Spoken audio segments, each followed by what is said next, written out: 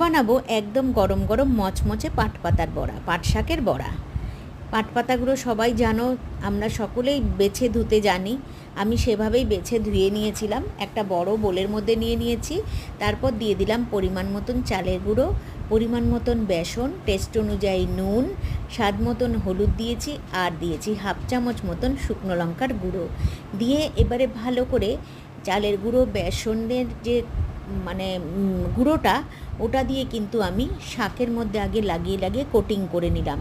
কারণ শাকটা ধোয়ার পরে প্রত্যেক শাকের মধ্যে কিন্তু কিছুটা জল লেগে থাকে, আর আমি যদি এর মধ্যে আগেই জল দিয়ে দিতাম তাহলে কিন্তু মাখাটা আমার লুজ হয়ে যেত ব্যাটারটা।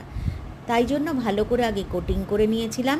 তারপরে একদম একটু হালকা জলের ছিটা দিয়ে আবারও ভালো করে মাখিয়ে নিয়ে চ্যাপটা চ্যাপটা করে বড়ার মতন করে গরম গরম তেলের মধ্যে সর্ষের তেলে ভেজে উঠিয়ে নিলাম, আর গরম ভাতে সার্ভ করে দিলাম আজকে গরম গরম মুচমুচে পাট পাতার বড়া।